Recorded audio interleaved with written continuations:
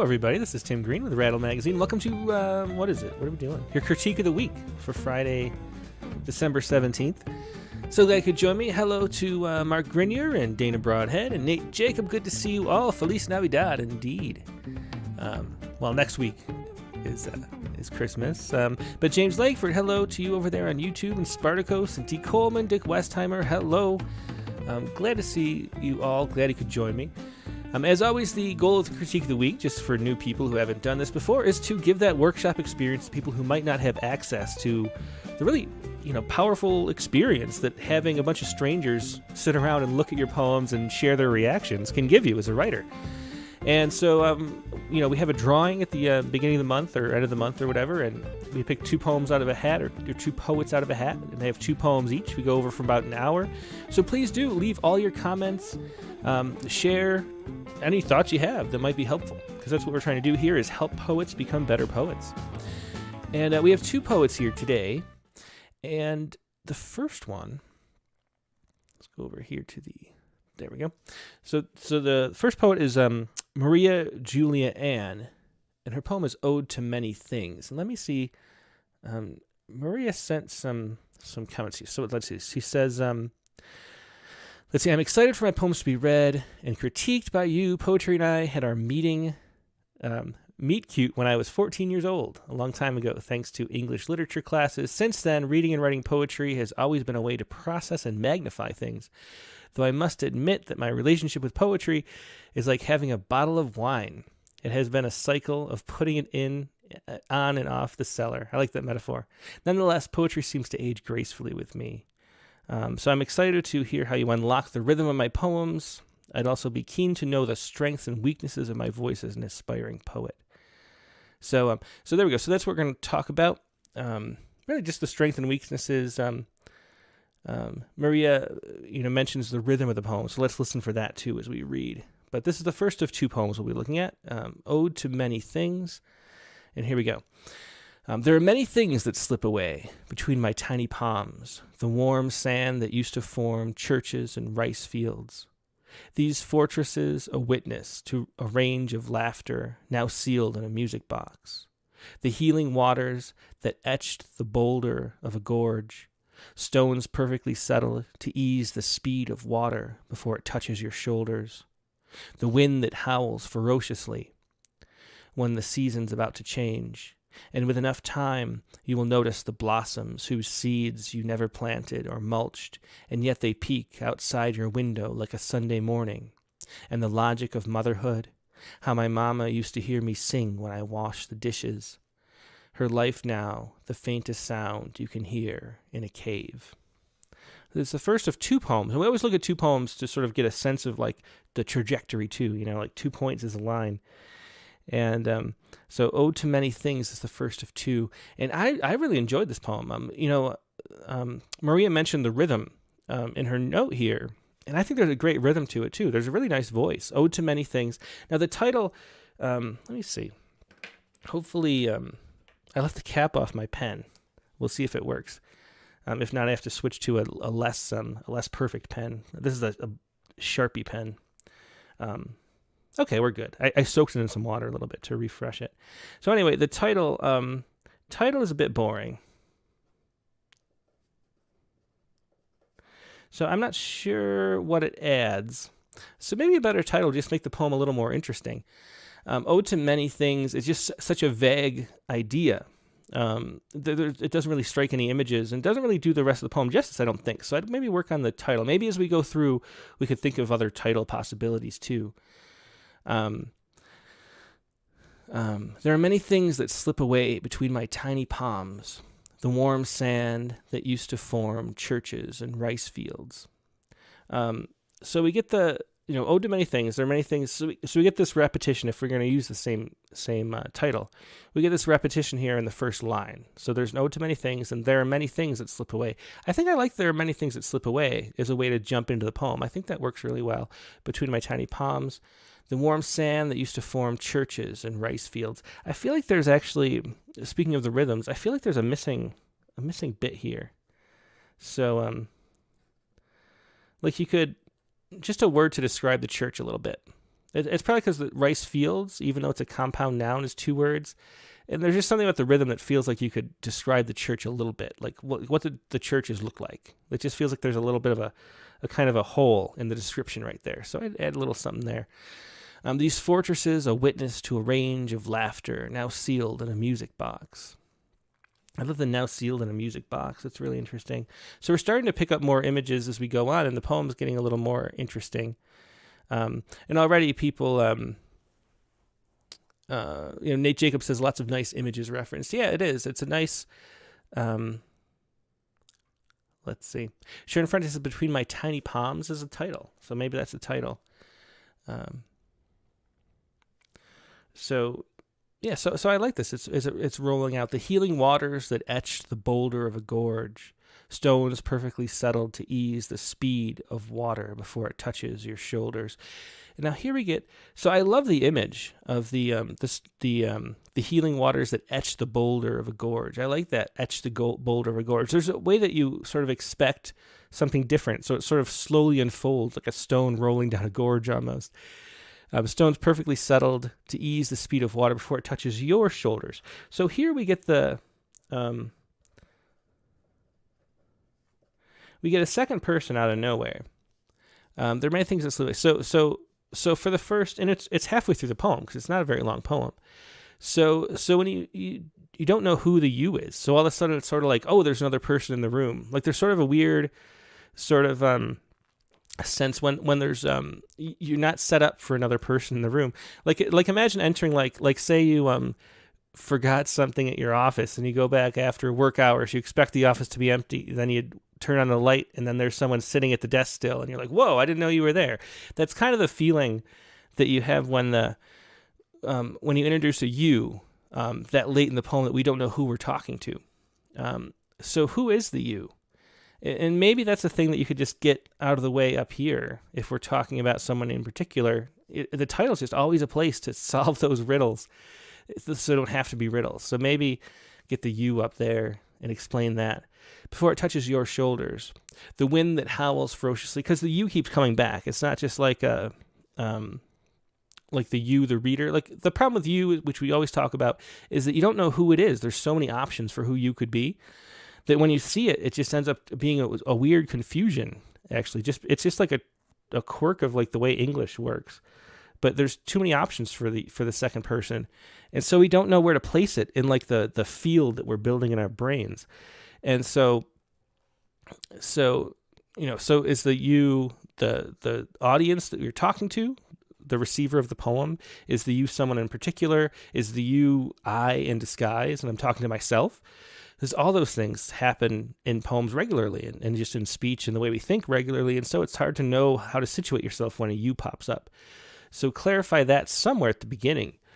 When the wind howls ferociously, when the season's about to change with enough time, you will notice the blossoms whose seeds you never planted.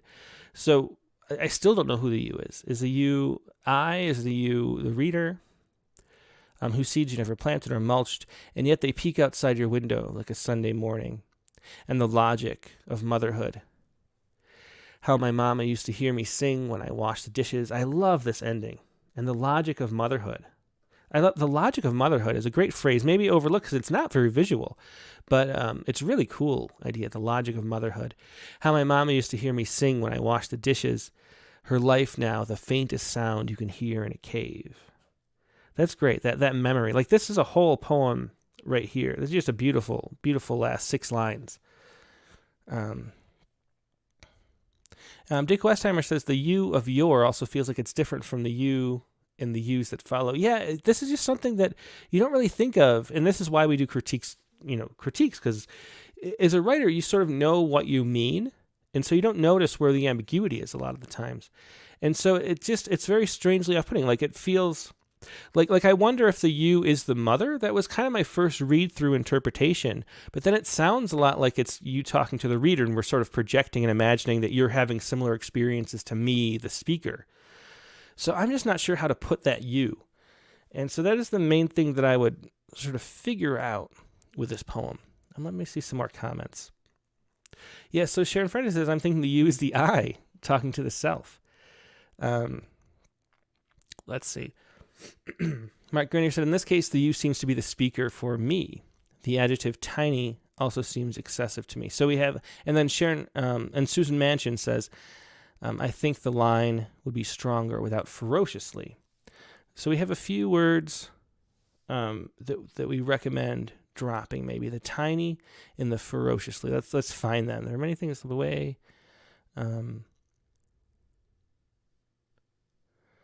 It's always so hard to find the words.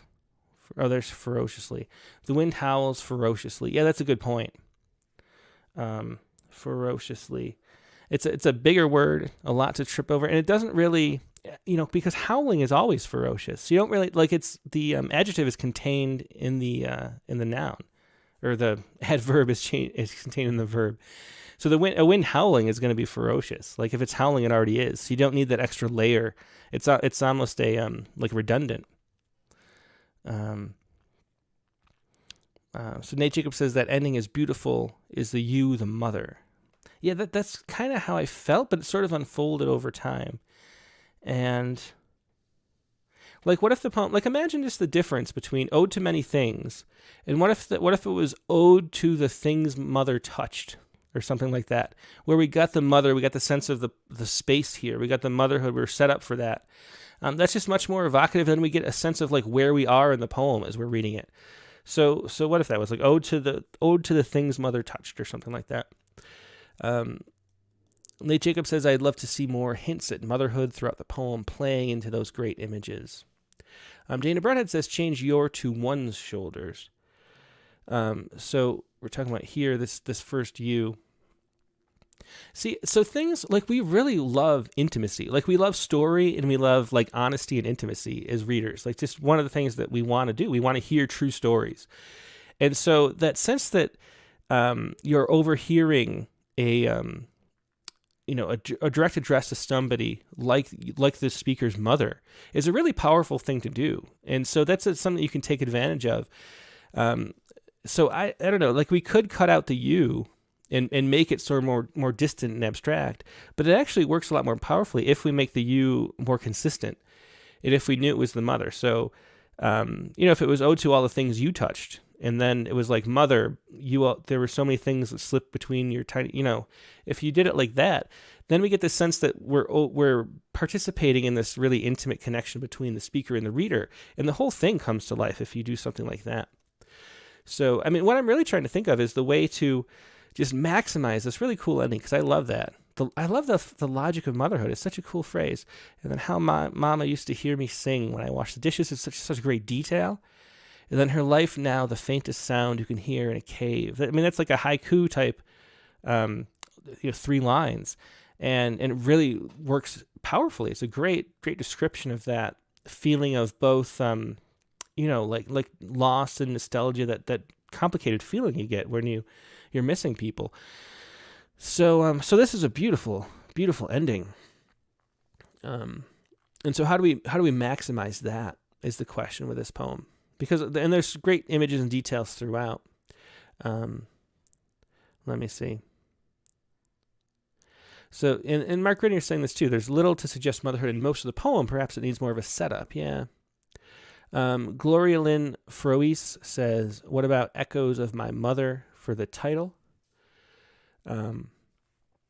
Yeah, that would be a good title. Sorry, I might have a sneeze. Maybe it's the Omicron. Okay. I'd love to see more. I'd love to see more hints at motherhood, says Nate Jacob.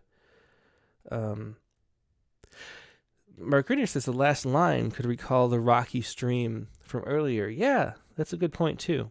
We had this boulder settling in the rocky stream up here. So I think my instinct here would be to make it, like I said, a more of a direct address, more overtly to the mother, and then we get to real, because this, even if this was your life now, the faintest sound you can hear in a cave. I don't know, or maybe not. I don't know. I'm trying to think about that. Because I love the last line. And if it was a direct address to the mother, you couldn't say her life now. You have to say your life now. So maybe that is enough. That's worth saving. I'm not sure. I mean, you always in a poem, you want to have a sense of like who is speaking to who. And that's kind of one of the things that's missing here, and why we have the you confusion too. And so if there was more of a sense of like, I want to tell you about my mother throughout the poem, and then that line would feel the same intimacy we were talking about before, and you could keep these lines like this, which I do like that. I don't know, it's a tough choice. Jenny Middleton says there seems to be a contrast between the healing water and the wind that howls that could be explored further, I think. And that's a good point too. There is stuff that could be developed throughout the whole poem, and you could even play up this cave idea that we end on by sort of referencing it a little more here, with the stream and the waters and things.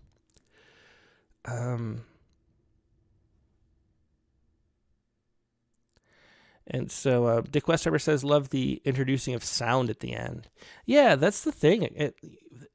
Ending on the sound, which is the faintest sound, almost like when you stop reading the poem, you're like listening for it, which is one of the really great things about that ending.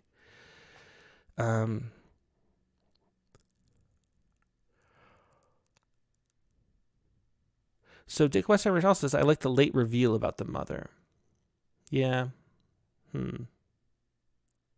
Kira Williams says, I think the you is the author, but they're describing the setting to you. Yeah. So I don't know. It's an interesting poem.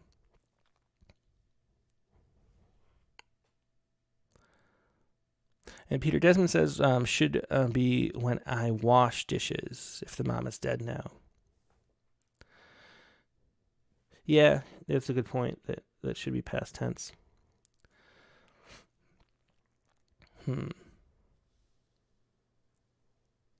Yeah, so I don't know. This is one of those poems I could see it going either two ways.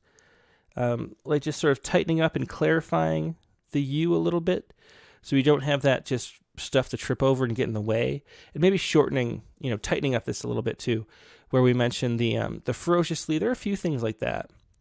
Maybe I should go through a little bit more detail at the beginning, because I haven't really talked about that, but I felt like there's sort of an imbalance too a little bit, where the ending is just so strong and tight, and there could be more tightening here too. Let's see. So Dick Westheimer again says, not sure if there's room for this, but the cave metaphor could be hinted at earlier, some allusion to Plato's cave. So there are many things that slip away between my tiny palms. The warm sand that used to form churches and rice fields. These fortresses, a witness to a range of laughter now sealed in a music box. So see, this is a great line. The laughter sealed in a music box is such an interesting way to put that. The healing waters that etch the boulder of a gorge, stones perfectly settled to ease the speed of water before it touches your shoulders. The wind that howls, we'll just cut that, when the season's about to change. So, I don't know, there's something that feels like spinny wheel about the beginning too. Like it, and it might be the wind that howls when the season's about to change, and with enough time you will notice the blossoms whose seeds you never planted or mulched. And I don't know, I really think that the only, just rereading it again, I'm going to stick to it, that not knowing who the you is sort of the only thing that's holding back like a full emotional connection to the content. So that's the thing I would focus on, just clarifying, if you're talking to yourself or you're talking to the speaker, just so it doesn't sort of come out of nowhere. So maybe even just start with a you somewhere. Like even if, maybe the problem is this, here we go from, there are many things that slip away between, if it was your tiny palms, and then we could just imagine, we could have that from the start, so we wouldn't be like spending our time thinking about it and be surprised when we get to it here. So maybe if it was just that, if it was just putting the your up here instead of my, I don't know, that's something to play with too. But as Kira Williams says, it's overall a wonderful poem. It really is. There's nice images, there's a nice mood to it, and there's a great rhythm through the language. I enjoyed reading it. So Nate Jacobs says, it seems to me as if the I is a child whose tiny palms, writing to the mother figure is of the end. It's a nice construct, but clarify it. And also, is it clear enough that the mother is dead? Well, I think we mentioned, I think it was Dick Westheimer who mentioned the reveal at the end. In the reveal, it doesn't seem to me so much that it's the mother where the emotional weight is. The reveal is that she's dead, is that she's gone now, her life now. And really, the whole poem hangs on this now. I mean, that's the main, her life now, the faintest sound you can hear in a cave. And either she's dead or she's gone. I mean, maybe it's into, old age and dementia. Maybe it's like estrangement and we're not, together anymore. I mean, who knows how? But to the speaker of the poem, the mother's gone. And there's just this faintest sound left for whatever reason. And I think that's sort of the surprise of the poem and the heart of the poem, really. And here, Gloria Lynn Froese puts it this way. I love this poem, but I do feel the imbalance to it. The first half feels much less personal and less intimate than the last half. You put your finger on it. Thanks, Gloria. That it doesn't feel as personal at the beginning as it does when we get to this great detail. My mother used to hear me sing when I washed the dishes. It's just such a great, intimate, personal detail. And that isn't really here. We have this abstract kind of descriptions. So maybe the thing is to get more personal up here. And that's the way to really make the end connect as much as possible. Anyway, let's look at the other poem too before we start running out of time. It's slightly longer, but not really. And again, this is Maria Julie Ann. She put it landscape, which I've never done. And I thought maybe it might make it a little easier. Actually, maybe I should always do it that way for 2-pagers. Hang on a second. A little coffee. Imagine your lunchbox this way. Tiny, peaceful cocoons of sticky rice wrapped with oyster-flavored nori. A pair of egg rolls conjoined like a heart. Imagine that gentle yellow cheekily beaming on a lazy afternoon sky, mimicking the stairs of the art gallery. How we loved every corner and every drop of silence a painting or sculpture holds, flashes of memoir with gentle strokes. I loved that day and the honesty of your laughter. Of course, the deep-fried chicken katsu will be the star of this bento. It will be sliced to your liking, 1/2 inch thick, lying side by side. The warm copper pulling me to Mount Eden, toasted under the summer sky. That was a fun hike. And we kissed that day as we greeted the sunset, allowing ambiguity to fade. I know the shredded cabbage completes a katsu meal, but nobody wants a nest of soggy greens, right?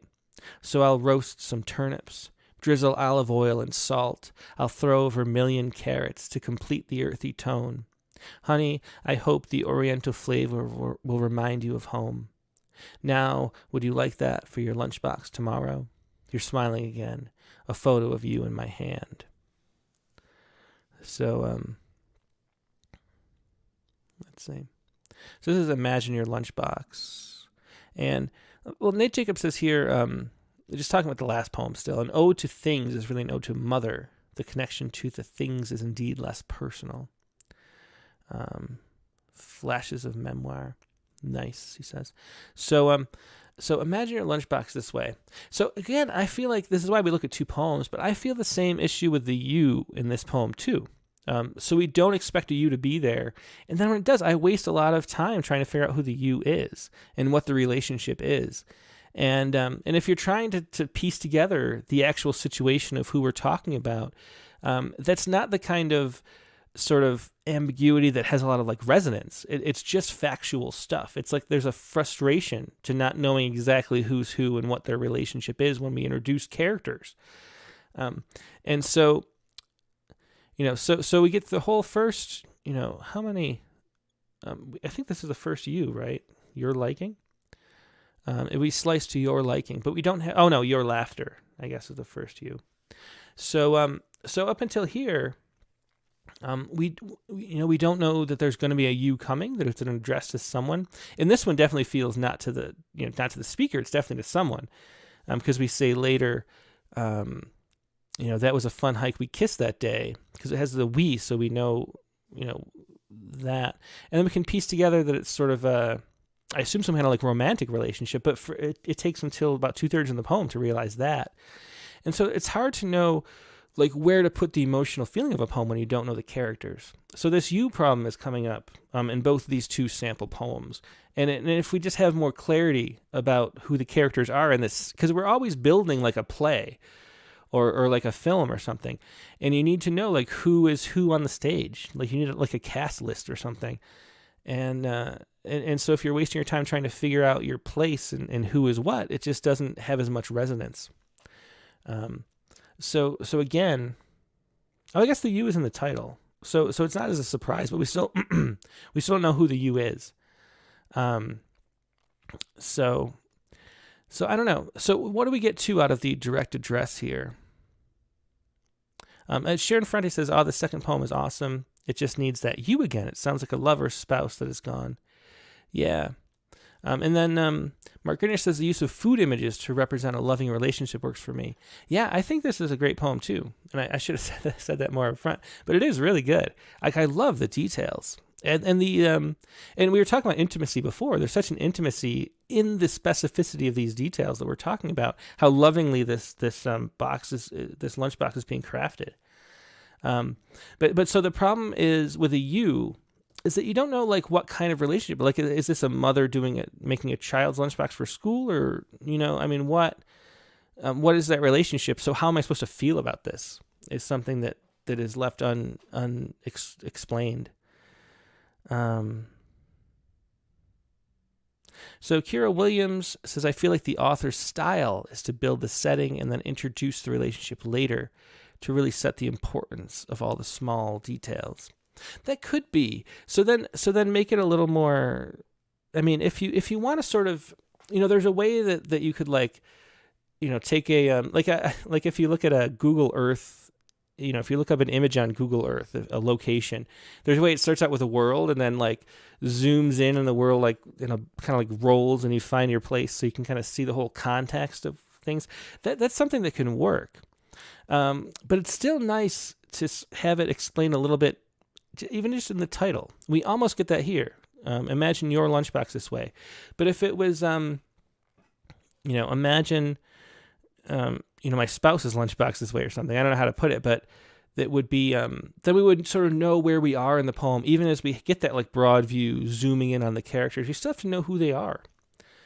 But let's look a little more line by line. Tiny peaceful cocoons of sticky rice. I don't know, tiny and peaceful, and maybe pick one. It's a little more image than you need, a little more description, a little more adjective. Tiny peaceful cocoons of sticky rice wrapped with oyster-flavored nori. A pair of egg rolls conjoined like a heart. And here we get this love in the food. That's the first sign of that, like love is a metaphor for food, or food is a metaphor for love. And that's a really great place for it, too. It's a nice introduction to what we're going to be talking about. Imagine the gentle yellow cheekily beaming on a lazy afternoon sky. I don't know if you need to imagine that either. What if it's just gentle yellow, cheekily beaming on a lazy afternoon sky, mimicking the stairs of the art gallery? How he loved every corner and every drop of silence a painting or sculpture holds. Another great description. I love that. Every drop of silence a painting or sculpture holds. And then we get this really nice, the way that objects trigger memories. Proust's, what is it that Proust eats? Is it I don't even remember, man. I'm getting old. Whatever Proust takes a bite of. It's not macaroons. What is it? Anyway, the way that like memories come flooding back when you're like, especially it happens with food a lot, but in general. And so we get this sort of, we didn't expect to go to an art gallery, but this triggered the memory of an art gallery, and then we're there in the art gallery. Let's see. Spartacus has a good suggestion here. He says it could start in the third stanza. So this is a much nicer opening. And then maybe some of the details we pulled down, but imagine imagine your lunchbox this way. But see, the your, again, I keep going back to this. I was going to say this before, though. The your doesn't feel like the same one as the one it's speaking to later. Because if imagining, it feels like, imagine if you're like, this feels more like an address to the speaker than the you that comes up later, who, we kiss and stuff like that, or we at the art gallery. So Madeleines, that's what it is. Thanks, Richard. So Proust Madeleines. I don't know. I had macaroons was stuck in my head. I couldn't think of the actual word. So anyway, but this is a really great opening. So imagine your lunchbox this way. How he loved every corner and every drop of silence a painting or sculpture holds. I mean, you got to place yourself there, but that jumping right into the poem works really well too. Yeah. So I love going to the art gallery. I love that day and the honesty of your laughter. Of course, the deep-fried kitchen katsu will be the star of this bento. It will be sliced to your liking, half an inch thick, lying side by side. The warm copper pulling me to Mount Eden, toasted under the summer sky. Yeah, so Dick Westheimer says maybe something about bento box in the title. Yeah, so there's this thing that's going on with the title that just doesn't seem to quite fit. Because a bento box is a little different from a lunchbox. And so the you doesn't feel like the same you. It feels like the speaker. Like you have a lunchbox. Imagine if like I loved you as much as I love the person who I made this bento box for. Is kind of what's going on in the poem. And so it feels like the you is a different person. So there's something that's a little strange in the title. And maybe I'm just missing something. I don't know, but the warm copper pulling me to Mount Eden. Again, we get this like image pulling us to a different place, which is really nice. These movements within the poem are really nice. That was a fun hike. I don't know if the fun hike, this feels a little out of place, that was a fun hike line. We could just cut it for, toasted under the summer sky, and we kissed that day as we greeted the sunset. So we could just jump right to that, and we kissed that day. I know the shredded cabbage completes a katsu meal, but nobody wants a nest of sake greens, right? So in the right too.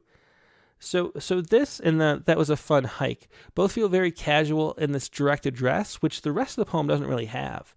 And so they both feel a little out of place to me. Wants a nest of sake greens, right? So I'll roast some turnips, drizzle olive oil and salt. I'll throw over 1,000,000 carrots to complete the earthy tone. Honey, I love the honey. Like there's a nice, it pulls back the intimacy there. I hope the Oriental flavor will remind you of home. Now would you like that for your lunchbox tomorrow? You're smiling again. A photo of you in my hand. And this is another great ending. And again, it's a turn at the end too. Now, how would you like that for your lunchbox tomorrow? You're smiling again. A photo of you in my hand. And so, again, we're sort of pulled back into like a totally different view of the scene where we have the photo of the person we're talking to here in the speaker's hand. And that's a really sort of powerful movement, too. It's just great sense of movement in this poem. And so going back to the title, it sort of ties back in to this and makes, let's see.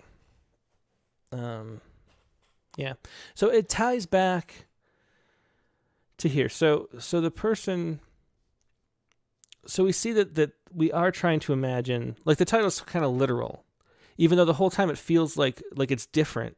It ends up being the same you. And I don't know. Imagine your lunchbox this way. There's just something that feels off about that a little bit. I wish I could articulate it.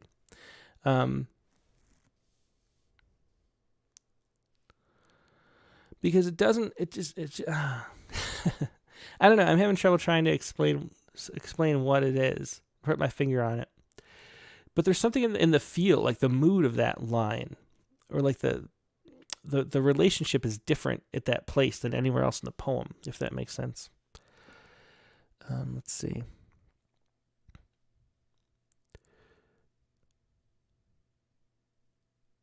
Mark Grenier says the last line turns the whole poem, creates a sense of loss or if someone missed. Nicely done. Sharon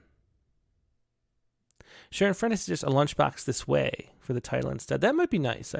Maybe just to get the you out of there, because that throws you in like different directions, and not in a way that's beneficial, I don't think. Nate Jacobs says that wistful finish is great. I think the poem's metaphor could stand to be pared down, though, to delay that gratifying ending less. Yeah, it might be a little too long. Angela Gartner says, Tim, what do you think about the form of this poem? 5 lines, stanzas, and then 2 lines. Well, it kind of goes back. It's sort of. I think there's not a lot of rhyme or a lot of. Because it goes from it doesn't go back and forth in a tight, it more follows the sentence structure. And I was going to mention, like, I'm not sure why this is not capitalized. But it kind of goes from 2. It follows the sentence structure, so it's like 2 5 4 2 5. And I think they each end in a period, right? Or no, I guess they don't. It breaks later. Yeah, I'm wondering about. I did wonder about the way the stanzas are laid out, because I'm wondering what's gained by the breaks where they are. Like, and we kiss that day. Like, why a big break here when we haven't been doing that? As we get to the sunset, I know the shredded cabbage completes a katsu meal. So then we get another. So it feels like this. For the rest of the poem, according to like the logic of how we're making stanzas, this would be, moved up and no space there. So why is there a space there is what I wondered. And then it's the same thing here. It starts to get sort of more sentences running across stanza breaks than it had before. One of the things that I loved about the David Kirby interview we did a couple weeks ago was the way he said that he'll write the poem out. Then he'll find a form that he wants of certain number of lines per stanza and certain like line lengths, and he'll shape it into that. And what that'll do is make him have to cut certain things, and it changes. It sort of lets him, kill his darlings, as they say, because he has to fit the stanzas that he set up. And I wonder if that would be helpful here. Like, it's like 2, 4, 6, 8, 10, 12, 14, 16, 18, 20, 22, 24, 26, 28, 30, 32, 34, 36, 38, 40. So it's like 40 lines right now. So why not play with that just as, once you sort of get the poem, how you want it. But you have like 40 lines to work with. Why not 10 4-line stanzas? And then see how that makes how the poem fits together like that. Or, there's a lot of ways you can break down, or 8 5-line stanzas or something like that. See how it feels that way. So I just wonder, because I did wonder about the way that the stanza breaks are chosen. But I do, again, both these poems have a lot of rich images and really wonderful endings where they sort of just open up in the last couple lines in a really wonderful way. So I really like these poems. Let's see. Nate Jacob says, I am going to have a bento for lunch now. I can promise you that. Jenny Middleton says, the last lines about the photo are about absence. I wonder if the partner works long hours. Is this why so much must be recalled from memory or imagined? I was imagining like being overseas, even though, because of that line, where was it? Where was it? Reminding you of home. So that's kind of how I imagine it. And then I can't actually make you the bento box because you're so far away. It's kind of how I interpret it, but it's very ambiguous. But that is the kind of ambiguity that, has a little bit of resonance. So it's okay to have. Like, it still works without being completely clear about that. Let's see. Okay, so I don't know. This is one of those things where in this critique, I hope I'm being helpful. Because there's a lot of good stuff here, and it's. I hope these comments are helpful to you, Maria. But let's look at the other poem because we're sort of past the regular time that we would spend on these. Let me check one more time for comments on YouTube. I haven't. Let's see. So Terry R says 2 uses the word complete too close together, she points out. And then D. Coleman says both poems ended with a hint of loss of some kind. It's true. They're sort of similar, even though they're about different people. They're very similar in sort of like the plot. If you were to like plot a poem. Let's see. So this is the second poet, Daniel Erny. Why do I write for these? And let's see, what did Daniel say? Well, he just lists his Instagram. So if you'd like to follow Daniel on Instagram, you can go to Daniel Erny, just like it's spelled here, but with an underscore. So that's the Instagram handle for Daniel Erny. And here we have, so these are sort of classical romantic era type style. And we'll see how this goes. Why do I write for these? For those of whom I write, they seem not worth it. Prepared a feast of verse, they spread the words thin. I can't but feel much worse. My heart, it hurts in ways relayed in only shouting curses. The time I spend, I craft their hearts and mind. I, careful, tend and graft each part from mine, displays intent to pass the hardened time on shelves in purgatory where they shine. I stare, and watch to see them grow, but never do they speed or slow. I wait, I need to see them so start and stop, to see them beat, but no. And this explained the heart inside a poet, and thus betrayed by words because they show it. They show him how the world could turn, would go if ever known was life by hearts, he knows it. If ever robed in light was dark, he knows it. That's interesting. So the meter and rhyme. So as a classical poetry style, the meter and rhyme works really well. There's some nice lines here, nice rhymes here. They're really surprising. The worth it curses, that slant rhyme, works really well. I like that. I'm not going to scan each line, but I didn't trip over the rhythm at all. So it's nicely done formal poetry. The only thing is that in this sort of classical style, we don't get a lot of, image or detail or a lot of things to connect with.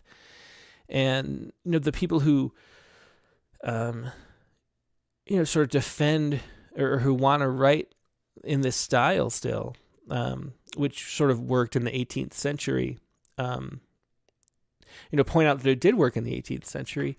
But I always think about, let me pull something up if I can. So let me see. I mentioned this before, I think, the last time we had this kind of classical style in a poem. Yeah, here we go. So this is the Olympics. This is the gold medal vault from 1932 on the left. So just watch that vault. And it's a graceful jump over the pommel horse, I think you call it. And then, of course, he's going to stick the landing and win the gold medal. But compare that to 2012. And this is the gold medalist from 2012. And that's kind of the difference between classical poems from that era and the modern day. Like, we get so many twists and turns and images and just so much stimulation as we're watching. And really what poems are doing, you hate calling poems a competition, but everything in life is a competition. And in this case, it's a competition for time and attention, if not like monetary value or awards or anything like that. It's just the reader has so many things and so many things to pay attention to. And so the classical style has this grace to it all the time, but it has so much less stimulation than poems that are a lot richer with image and like concrete detail and stuff. So when I read a poem like this, that is really, really well written. I love the language. I love form. I just always feel like that lack of like excitement that you get from poems now as we've become more and more complex and more like able to use image and metaphor in more and more interesting ways is part of like, really it's part of, professionalizing poetry gets a lot of flack, but it there are techniques that make things much more stimulating. And another difference is songs, but like a pop song now has like a hook every line or something, and there's some interesting beat, and there's like these layers, like what the Beatles, if you ever watch the Beatles anthology that's going on right now, and how they wrote Let It Be, the album, that way that they invent and play and throw so many things together and mix and match. I mean, that kind of revolution in creativity is what the Beatles did, but that's what poets have done too. And so going back to sort of an older, like, 3 chords in a folk ballad or something, it's tough to do and still have the same level of stimulation. And so when I come across a poem like this, I just like wished it was richer in detail. And you can see some wonderful writers that use form now, and we talked to a whole ton of them. A.E. Stallings and David Mason, I'm on the Rattlecast, and Dana Gioia. And Patricia Smith does a great job when she writes in form of keeping the richness of detail in of modern poetry while still having classical form. I think it's just if you could do that, it's like the best of both worlds, because formal poetry has this way that it all clicks and locks together and sounds beautiful and you love to read it, but it's not as stimulating. So that is my my general monologue about the style. Let's see. So let me show you this. So good. So Nate Jacobs says Daniel's first poem has nice crafting of sound and rhythm in interesting ways. Mark Grenier says convoluted syntax makes this unclear for me, too much driven by the rhymes, perhaps. But somewhere along the way, I lost connection with it, and I think it's the lack of concrete details. And so, if you could bring in more image and just more concreteness, so we feel like we're at one with the poem. Another poet is Kim Adanizio with her sonnetezios or whatever she calls them. She does a great job of making them feel modern while still having form.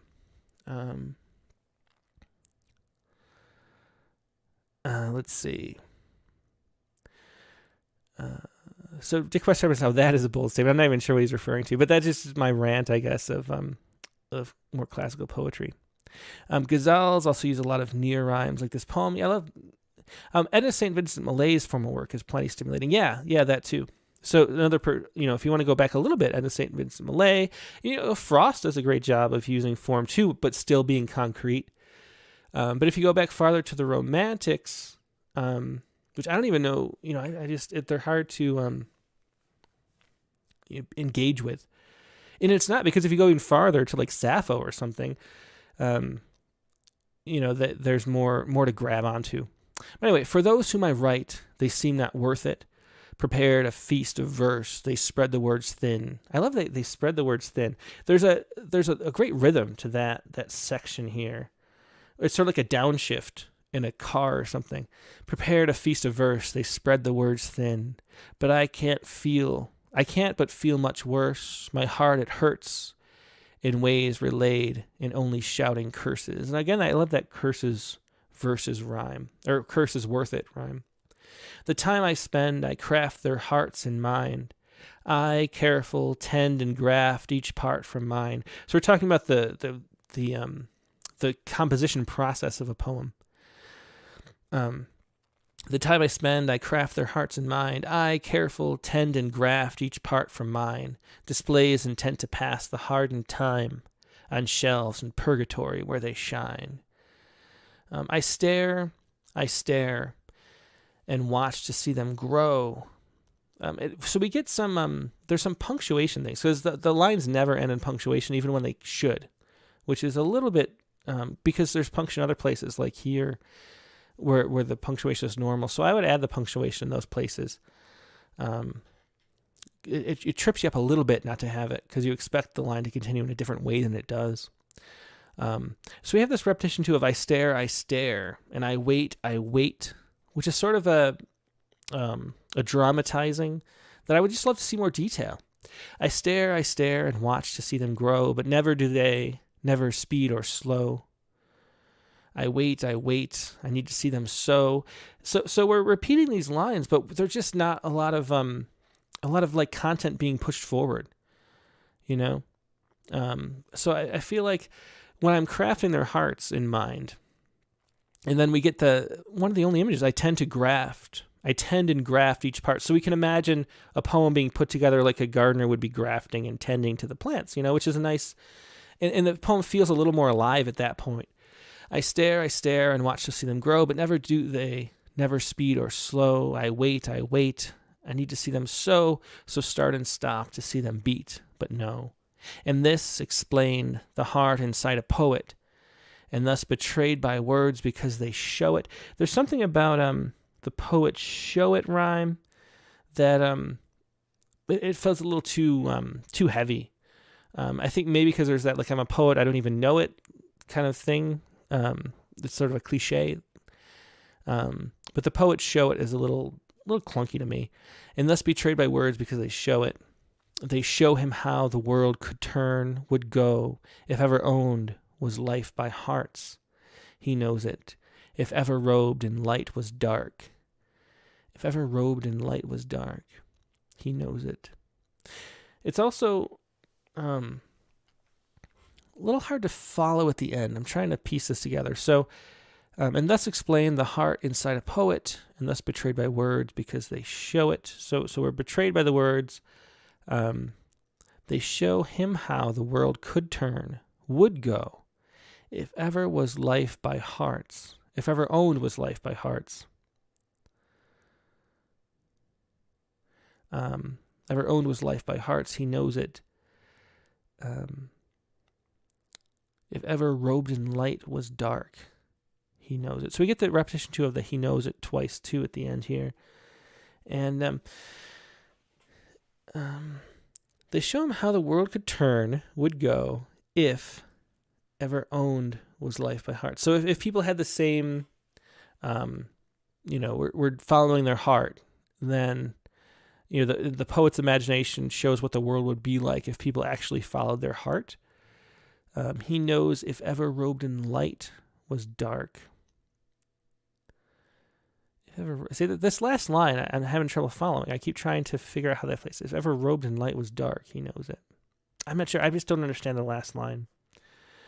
So I feel like I follow it up to about there. And then, if ever robed in light was dark. I don't know. The light dark is too abstract for me to even know where to place that. Now, let me see what you're saying. And yeah, the diction, this is Nate Jacobs too, the diction absent clarifying punctuation makes this very challenging to read. He means more commas and periods, please. Mark Gritter says the final couplet has some possibilities. Is that the real start of the poem? That could be. I mean, I'm left like hungry after reading a poem like this, you know? Like I want stuff. I want like to engage with it, because I love reading poems in rhyme like that.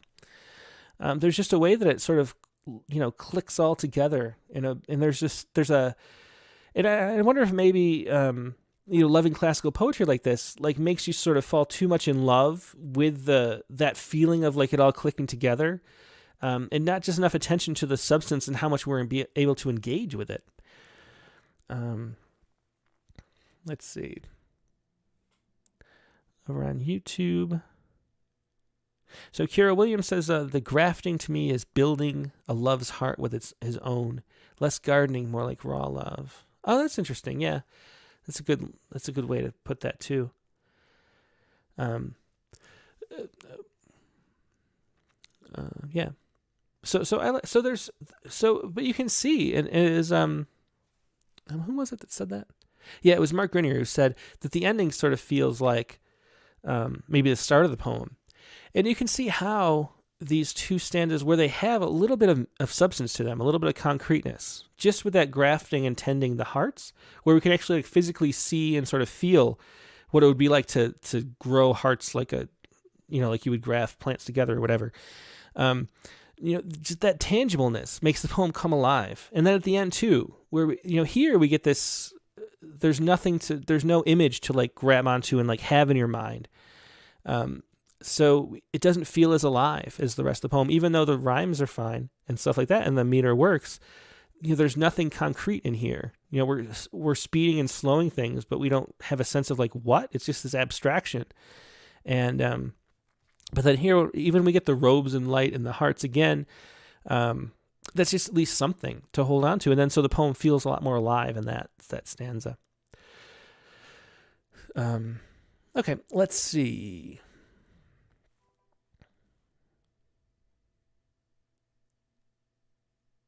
Yeah, that's the thing. So Richard Westheimer says, so a lot of my friends hear formal rhythmic work like this and think, now that's poetry. But do they spend time sitting around reading that kind of poetry? And they probably don't.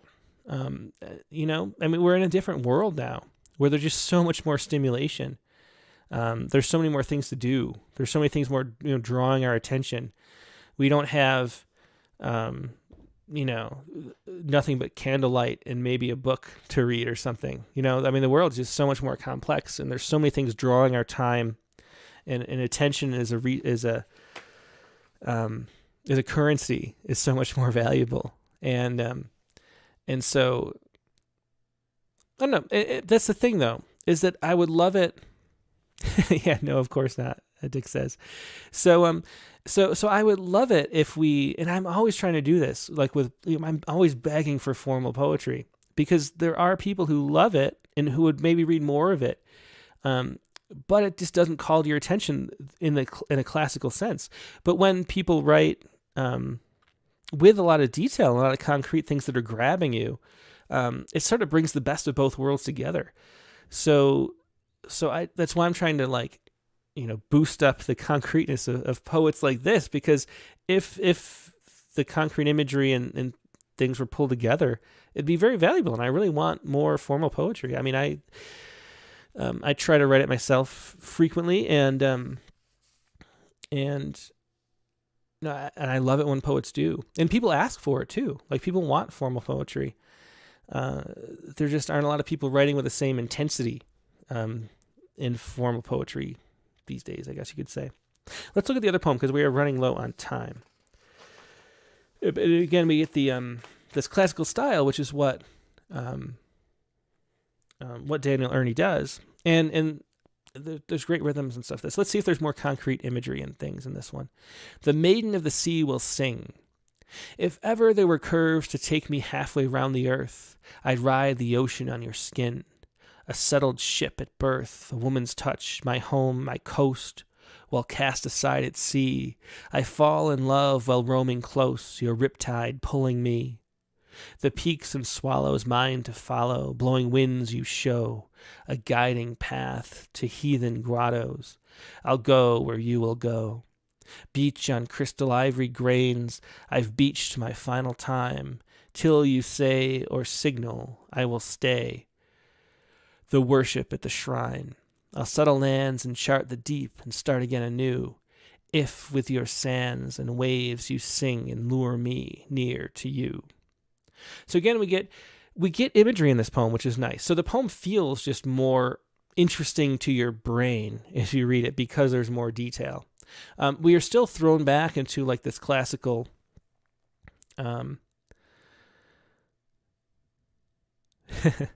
So Peter Dedman says, another unfortunate evocation is the rhyme. Talking about the poet showing it. You're a poet, your feet show it. They're long, fellow. I never heard that before, but that's kind of funny.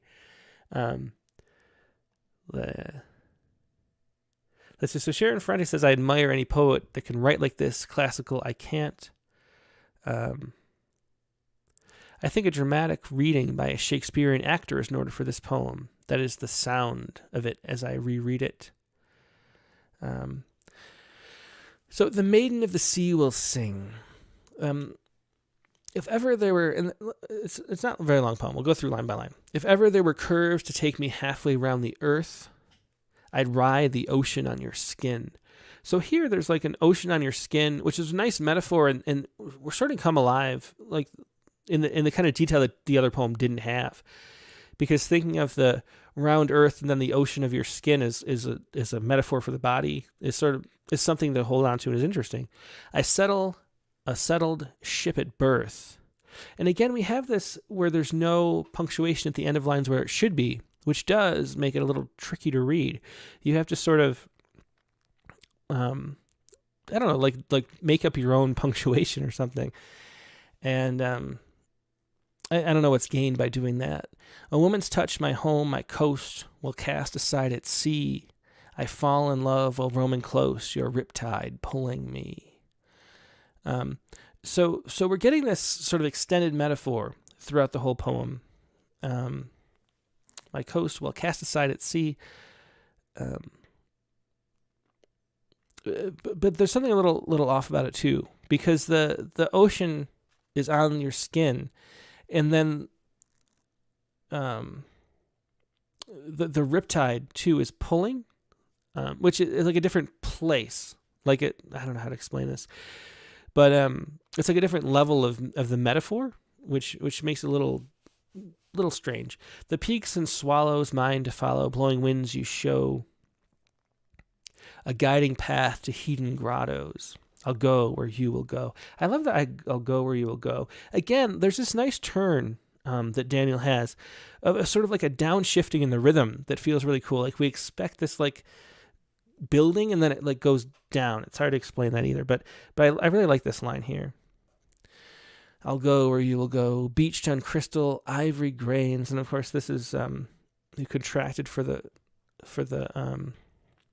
meter. I have beached my final time, till you say or signal, I will stay and worship at the shrine. I'll settle lands and chart the deep and start again anew, if with your sands and waves you sing and lure me near to you. So the Maiden of the Sea will sing is the title of this. And then the other thing is like writing in a classical style, like what is added. Like we have this imagery and these metaphors have all been used before. So like what's new is the question I have at the end too. Because this has concrete detail, it holds my interest a lot more than the last poem does. But it's sort of, metaphors and mythologies that have already been used. And like, what are we applying, and where's the actual I in this poem? It's just, there's a distance to it that keeps you from connecting. So mostly I'm just trying to explain why poems that are image rich and connected to like the world today and the speaker today and whoever is writing just work a lot better. Because I'd love to see those elements be added. Like I'd love to have this style of writing with a sense of the actual connection that the person is feeling. So Nate Jacob puts it to me, the second poem is better while suffering from the same issues as the first. The tone of it is lighter, which plays better with the rhymes. I agree with Peter about the lightness of the rhymes at times. See what I did there? So I missed Peter's. Oh, here's Peter. Peter O'Donohue says, I have a bit of a mental block with rhyme. I think I listened to comedy duo The Two Ronies too much as a child. Now when I hear rhyming words, I keep waiting for the punchline. The title doesn't seem to relate to the poem. For me, is she the earth or the ocean? Yeah, that was Mark Grinier's last comment. And that's what I was getting at. So if her skin is the tide, then she's the earth. But then her riptide couldn't pull you. And so there's this problem where, is she the earth or the ocean? Is she the earth with the ocean on top of her? Or is she, so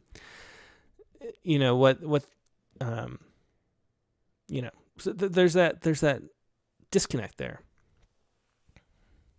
Sharon Fronte says, talking about the rhyme, it seems to distract me. I have some free poems that rhyme that sneak in.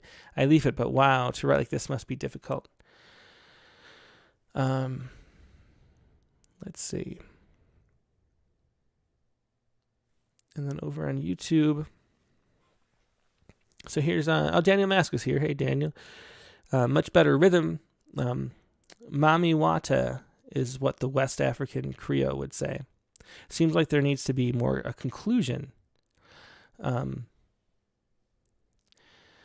Kira Williams says, normally when referring to sirens, there's inevitable doom. This seems more of a light, romantic connection that gives back one that won't end badly.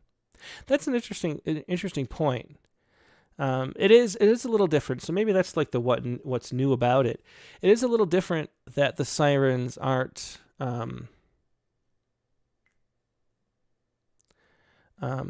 that the sirens aren't like a foretelling of doom, like you put it.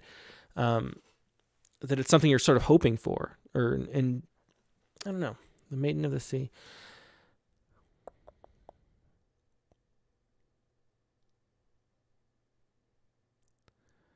Yeah. To your signal, I will say, stay and worship at the shrine. There were a couple lines here that did feel off. I'm trying to figure out where they were. The peaks and shallows mine to follow, blowing winds you show, a guiding path to heathen grottos. I'll go where you will go. Beach on crystal ivory grains, I've beached my final time. Till you say or signal, I will stay and worship at the shrine. I'll settle lands and chart the deep and start again anew, if with your sands and waves you sing and lure me to you. I don't know, like the connection, living in sort of the abstract world of metaphor doesn't leave a lot of room to connect on an emotional level for a reader. So, and again, it's almost one of those things. One of the things we haven't talked about in a while is that sense of a public or private poem, and a poem that you would give to somebody who knows the situation and knows what everything is talking about. You don't have to explain the details. This kind of abstraction lends itself more to private poems too, which can be given to somebody who sort of knows the situation, and then the emotional resonance can come from like what we already know, because we already know what our relationship is like or whatever. But for a stranger reading the poem, having that abstraction where the whole poem lives in this metaphor through the mythology, leaves us sort of out of the loop almost, and that's sort of one of the problems too. Let's see. Peter Desmond says swallows doesn't make sense. Perhaps shallows is a typo. Yeah, that might be. I didn't notice that, but I think he's right. Thanks, Peter. I think that should be shows. Peaks and shallows, mine to follow. Blowing winds to show, a guiding path to heathen grottos. I do love the sound. It's fun to read. Okay, so we are past time. Hopefully this was helpful. Nate Jacobs points out, again, anew is redundant. And that's true. Jenny Middleton says the title, A Maiden of the Sea, sounds a little bit like the name of a boat. Is this intentional? That's interesting. The Maiden of the Sea. It does.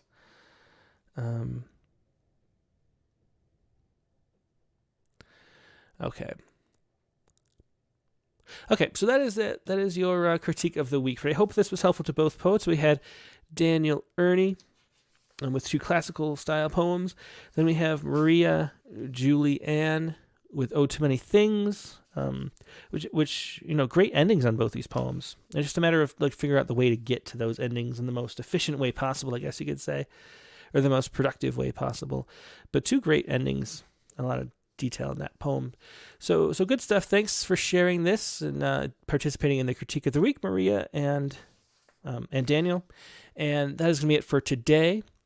The guest on the Rattlecast this week is going to be, let's see, where is it? There we go. Sophia Naz is the guest on this week's Rattlecast, number 123. Sophia is in the fall issue of Rattle. And her new book is Open Zero, which is, apparently I haven't actually read it yet. I usually read it the night before. But I believe it is about a lot about the forest fires that have been burning. I think her town, she was telling me as we talked to preview the show, was about a lot of the houses were burned down in one of the fires in 2017. And so I'm going to read that book tomorrow and figure out what it's actually about. But looking forward to talking to Sophia Naz on Rattlecast number 123. The prompt for this week was... I should pull it up because I don't remember.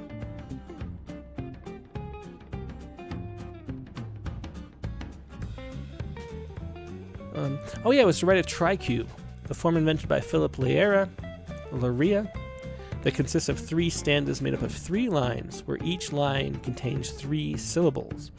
And that is a tricube, 3 times 3 times 3. So look up tricube as a form. It's a formal prompt this week, so write about whatever you would like, but write it in the tricube form. That is the prompt for this week. And Sophia Naz is the guest for this week. Really looking forward to talking to her, and I will see you Sunday morning. Have a great rest of your weekend in the meantime. Bye.